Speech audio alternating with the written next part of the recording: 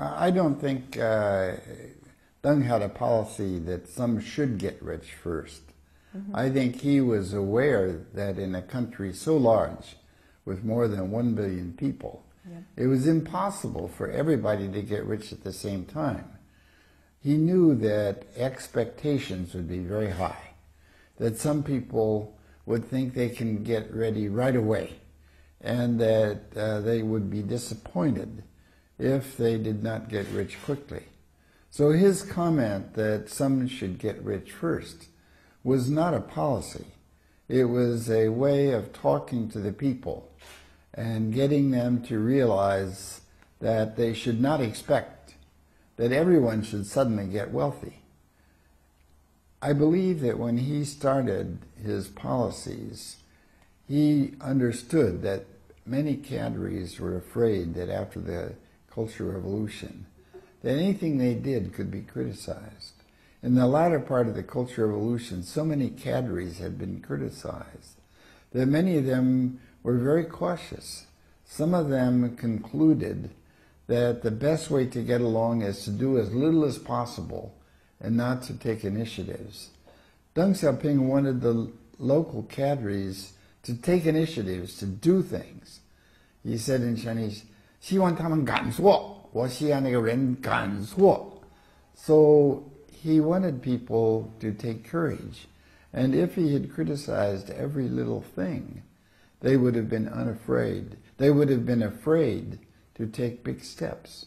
So he went lightly on cadres who would find ways to get rich a little bit themselves or to help their friends. He knew that if he criticized too much, then people would not be willing to have the courage to try new things and move quickly. And he wanted things to move quickly, and so they did. The way I see it is that in a period of rapid growth, there are so many changes and there are so many gray areas that it takes a long time for any country to go through that transition. If you look at the 19th century America, when we first had big railways and we first had gold diggers and oil, and some people got very, very rich very quickly and formed monopolies. It took us many decades to develop rules and laws to adapt to the new situation. China, after 1978, grew and changed so rapidly that there was no way they could have clear rules in 10 years or 20 years. It is a long period of transition from the period of rapid growth to the consolidation into a country with rules and regularity. And China is still going through that transition because it has changed so quickly and is still not settling down yet. I think Hu Jintao already made a serious effort to deal with some of the problems.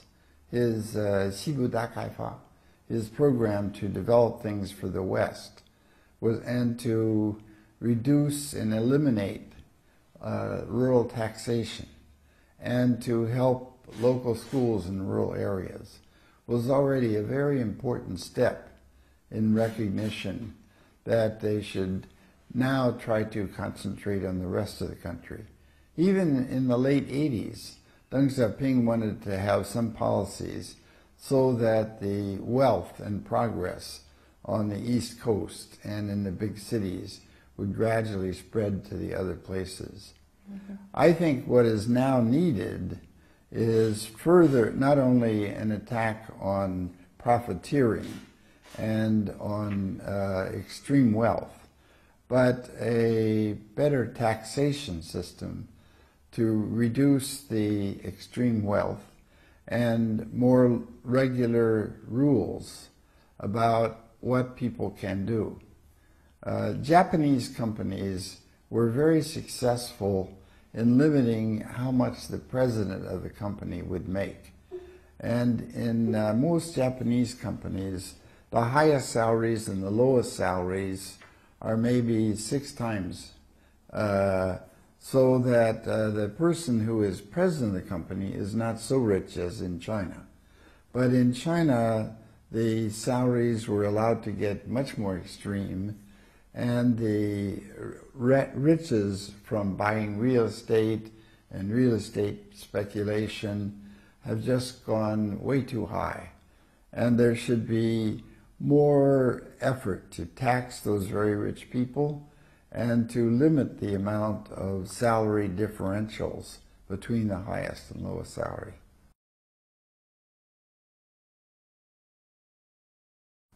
Deng Xiaoping was never against democracy. Mm-hmm. The term 民主, democracy, always had good meanings.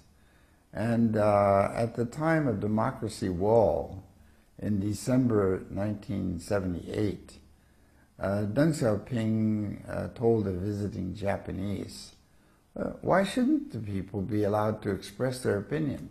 They have opinions, why shouldn't they express them? And so for several weeks, he allowed people to continue to post things on the wall. But Deng Xiaoping felt a responsibility for keeping order in the country. Ever since the Opium War, China had such disorder and confusion that it was not possible to have growth. He felt that in order for China to grow, you had to have stability.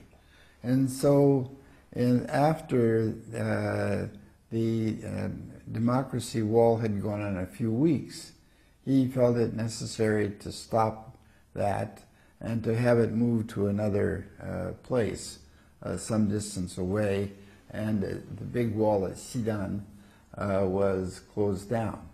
However, in August 1980, he gave a speech on political reform, and in 1986, he allowed Zhao Ziyang to conduct many discussions on political reform. He was not against political reform. In fact, I believe his so-called 4 principles, 4个基本原则, that he announced at the end of March 1979, were an effort to say, as long as you appreciate Mao Zedong, as long as we have respect for the party and for the communist leadership and for the dictatorship of the proletariat, we can have many discussions. So it was to put a bottom line, a 底线, and some things you could not discuss. But as long as you had that bottom line, then you can have a lot of discussion. So I think Deng Xiaoping was never opposed to democracy in the end. He wanted more, and particularly to beginning with more democracy in the party. I think he shared the view that some of the errors from the Great Leap Forward and the Cultural Revolution were made because there was not enough inter-party democracy, because not enough people expressed their opinion that the policies were wrong. And he felt that that was not a good system. He wanted to find ways of promoting more discussion, but also of preventing things from getting out of hand.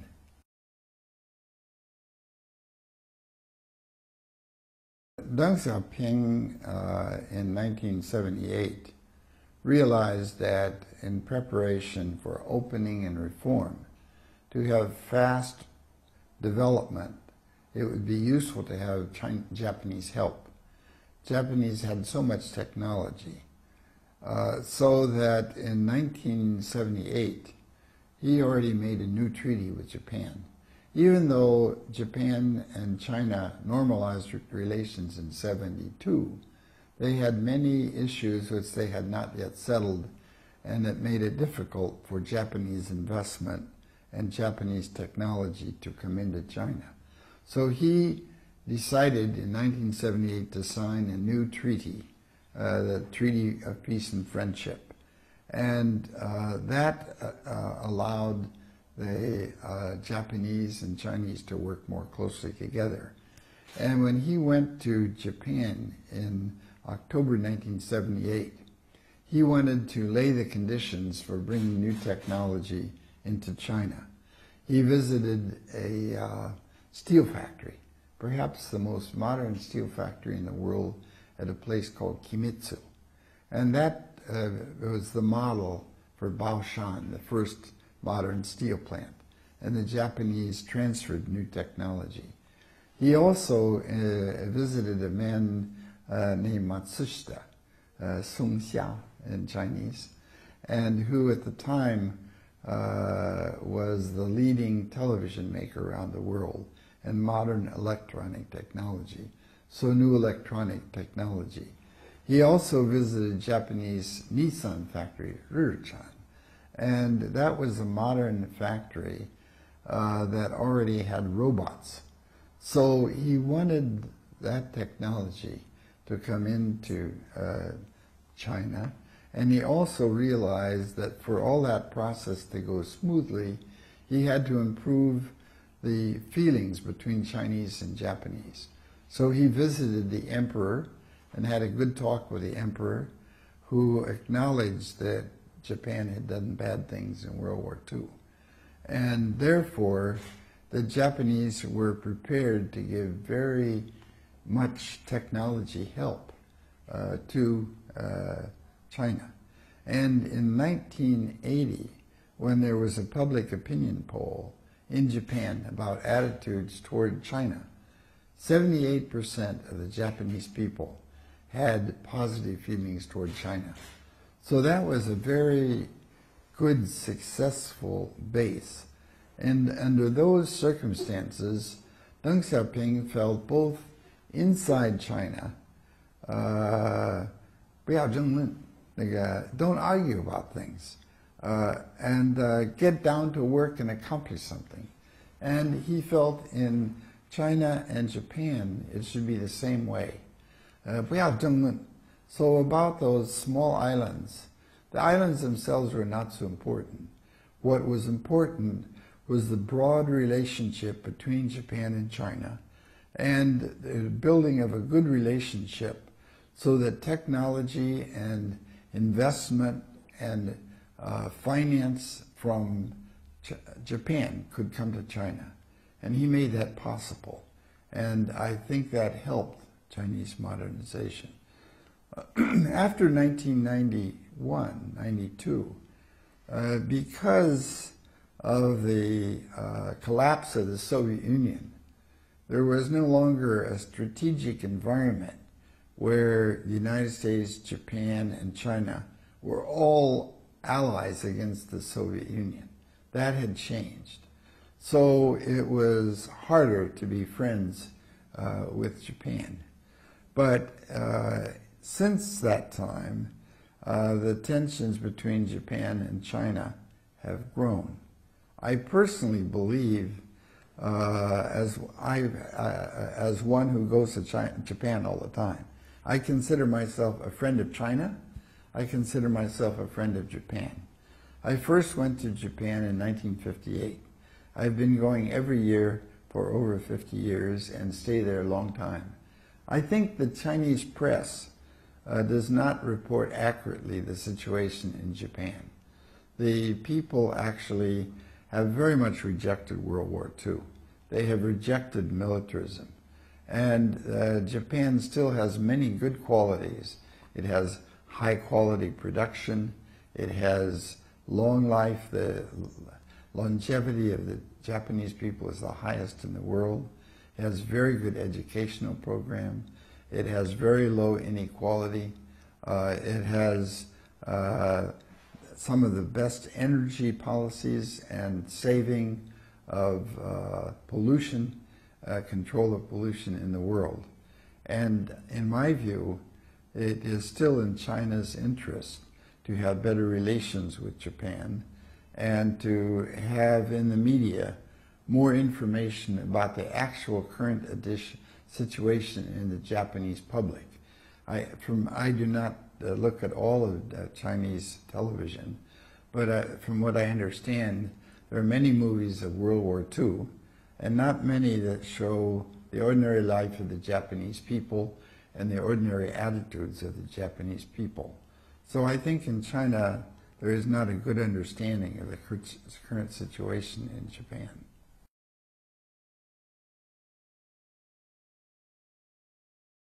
Of course, there are some old people who are still alive who remember the horrible things that Japan did in World War II.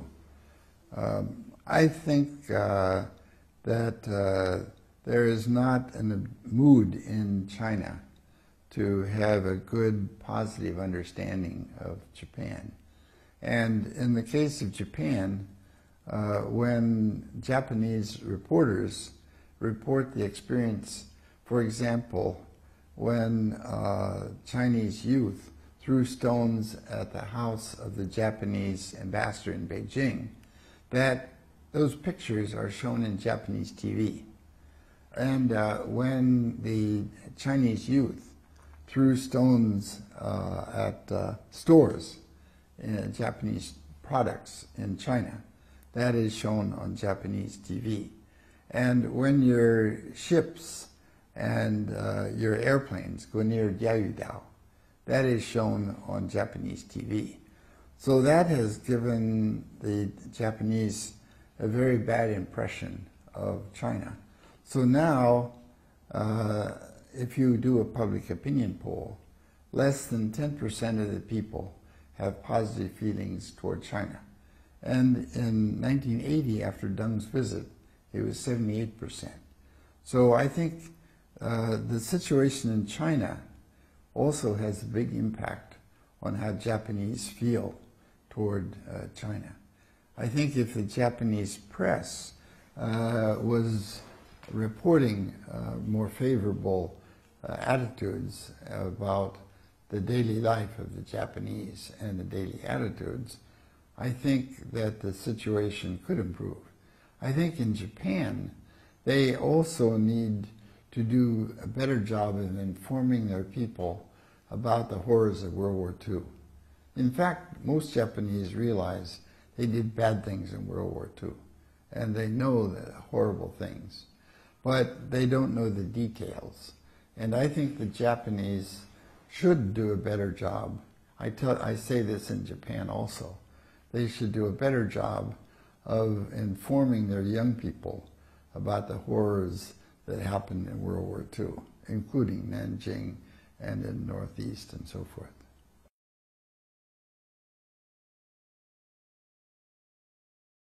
He would go back to his policy of putting the Diaoyudao on the shelf and try to have better relations. He would want more movies about daily life in Japan. He would want to promote more exchanges between young people and between local communities. And he would try to change the reporting in Chinese media so that there are more things about daily life and the accurate information about Japanese life so that they could improve the relations. After all, I think he is right that China and Japan live next to each other. In the long run, they cannot become enemies, and it is not in the interest of China to make Japan into an enemy. So I think that many Chinese people do not realize that their attitudes are encouraging more military spending in Japan. China is worried about that. But if they continue their sending airplanes and ships to the Diaoyudao, and they continue in their own TV to show so many movies about World War II and so few about current life, then I think the Japanese will become more military. Their military expenses will grow. I think more Japanese have shown that they are ready to have high-level discussions. And I think more high-level meetings by leaders could improve. It was very important, and trust does not build easily, quickly. But I think that this year, for the APEC meetings in November, is the time when Japanese leaders will come to China. I think it is a good time for some leaders on both sides to meet. One Japanese leader, Futian, came to China recently and had some discussions. And a Chinese son of Xiaoping, Xiaoping, recently went to Japan. I think those are very good beginnings. Li Xiaolin also went to Japan recently. So I think those are hopeful signs. I think those meetings should continue and grow.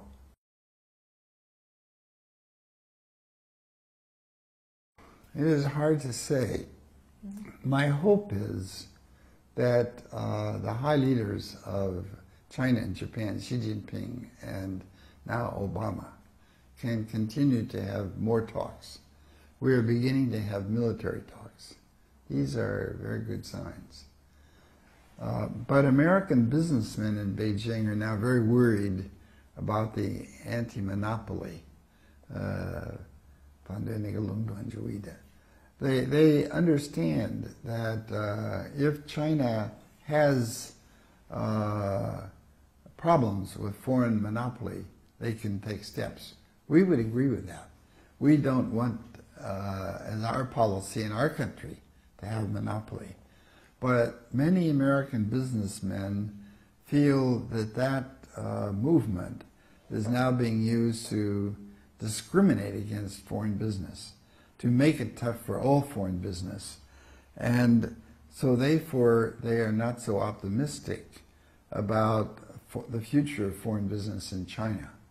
And I'm worried about that, because when our Congress makes decisions about China policy, the businessmen usually say, we want to have good relations with China. But if they become pessimistic about their future in China, then our Congress would be less willing to cooperate. So I see both tendencies now. Some tendencies at the top to have better relations, and some worries at lower levels, as some Chinese military who feel confident that ever since the Opium War, they were oppressed by the outside world, that the outside world pushed too much on them, and that they want to now find a chance to get back. Finally, China is strong enough. We don't need to give in anymore. That attitude I can understand. But I think it could lead to dangerous confrontation that will lead to other countries. If China tries to show they are strong and tough, then other countries will respond by trying to show they are tough and strong. So in balance, I see both tendencies. And I hope that the tendency to cooperate at the very top by Xi Jinping and Obama, and by the military beginning to have real talks, and by scholars and exchange programs increasing understanding. I am cautiously optimistic that that side will turn out to be more important. But I see both tendencies now. Some toward more cooperation, goodwill, understanding, and some toward more tensions.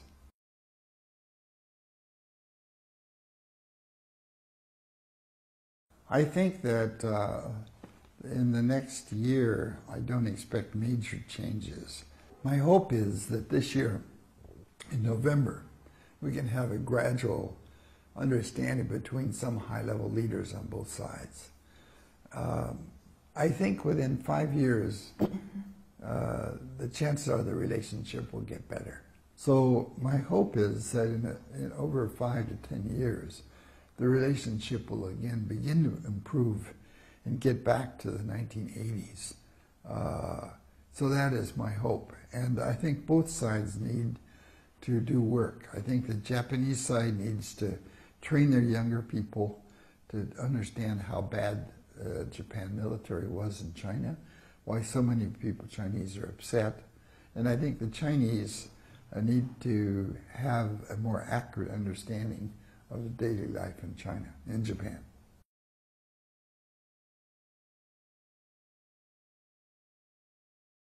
I think it is natural that when you have opening of markets and opportunities, that many people will begin to think of themselves and their families rather than of the collective good. And I think that is very hard to capture. I think in the United States we have similar problems. After World War II, when we fought the Nazis and we fought Japan, we had many Americans who thought of the overall good and not just their personal good and the good of their party or their family. And there's no easy answer, but I think in China that the example of the leadership is very important. That if the Chinese public feel that the leadership is not corrupt, and if they feel they are working hard for the country, and that the local party leadership is working hard for the country, then I think they are more public-minded and less selfish and less egotistical. So I think it's important for the Chinese leaders to show to their people that they set that proper example.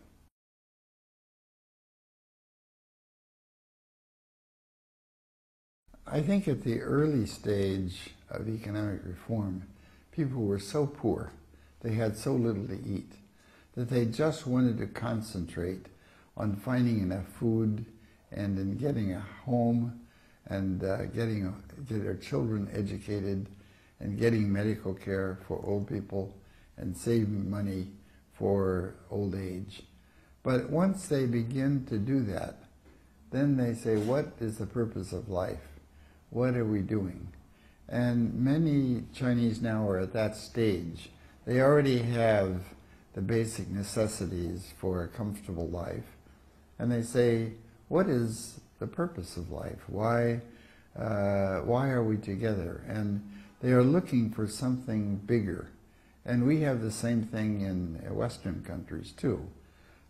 Some people who are so busy with their personal things that they don't think about the bigger picture. And faith in big religions in the United States is not as strong as it was 60 years ago. But some of it is coming back. Some of it is coming back in a very unsophisticated way. But I think people are searching for some higher meaning. And I see that in China as well as in other countries.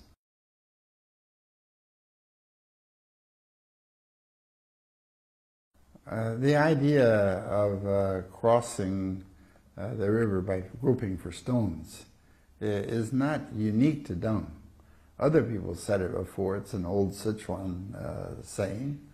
And it was an idea before. And even in the 1950s, China is large enough so they had certain experiments. Even in something like carrying out land reform. You try it certain places and then expand it to other areas. I remember the expression 从店到县，从县到面. You try it in a spot, then try a bigger way, and then on a broader scale. So I think that in a country as large as China, that idea of experimentation in a small place is not unique to Deng. What I think happened in his period after 1978 was that he led that policy in new directions of opening and reform. And I think that's still happening now. So even if China passes the United States in overall economic growth, in overall economic GNP in a decade or so, China still has the problem of adapting to the world. And the idea of experimenting still makes sense, whether China is large or small, because it has such a large population, such a large area. It's not like a tiny country. If a tiny country tries a policy, that's the policy for the whole country. But China is so big, they can still try things in certain areas and expand to others.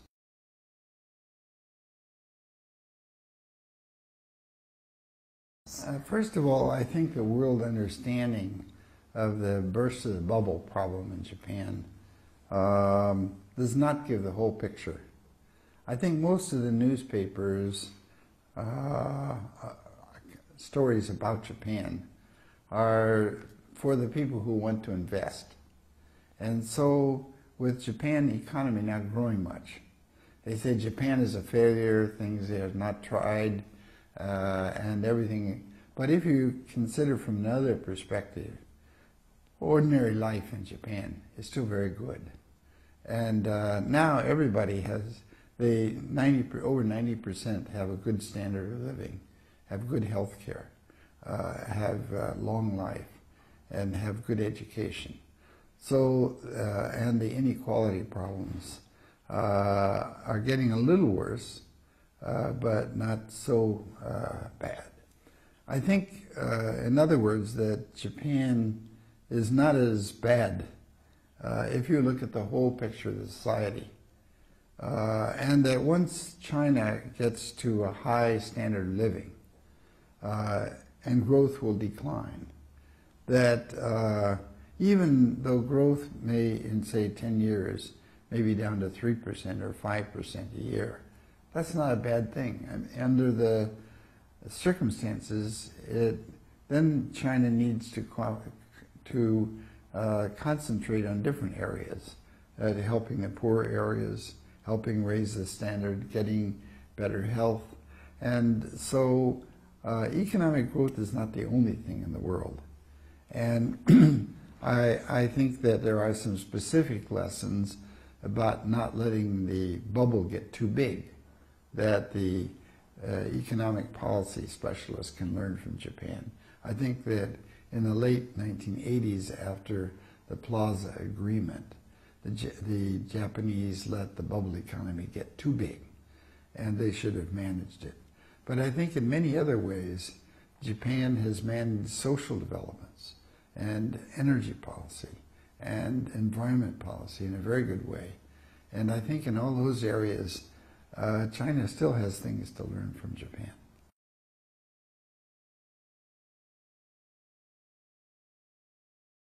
It's very difficult to have a policy that works everywhere when you have a private economy, because the private economy is hard for government to control in a precise way. Mm-hmm. But I think if the government has enough money to give fairly good salaries to its workers and has moderate differences but not huge differences, and then can control the private wealth from getting too big. My Chinese taught me a new word in Chinese this this week, tu hao, that many billionaires are not so sophisticated. And I think that if you can put some limits on the amount of money that those people have, find policies, and then through taxation of those really rich people, and then use some of that money to increase the basic salaries of salaried workers for the government and for state enterprises, that would be a good thing. I think in the 1950s, a lot of very smart Japanese specialists realized that many workers were opposed to new technology. They were afraid that if you brought in new technology, they would lose their jobs. So the leaders of the businesses made a deal. They would be open and give information, and they would give a large percentage of the profits to the workers and not just to the capitalists. And those basic agreements that were worked out in the 1950s, I think, did a great deal to make Japanese society fairly stable today.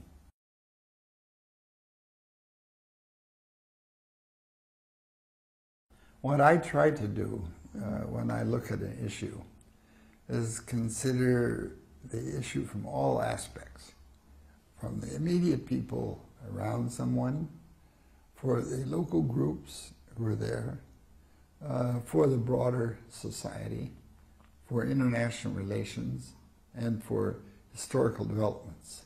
I try to think about each of those. And I think if you start from the very broad picture of what happened in Chinese history and world history as a result of Deng and the leadership that he provided.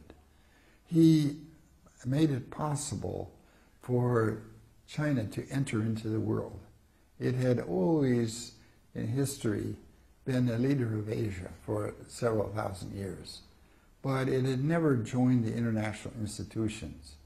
And since the 18th century in Europe and North America, there were gradually new international laws and rules, and it grew greatly immediately after World War II. Deng helped guide China into that new world structure. He joined the World Bank, he joined the International Monetary Fund, he laid the basis for joining the World Trade Organization, and China benefited enormously from the international trade. So I think many young Chinese do not realize how hard that was. Some young Chinese think the problems now are so difficult, but they don't realize how difficult the things were in 1978.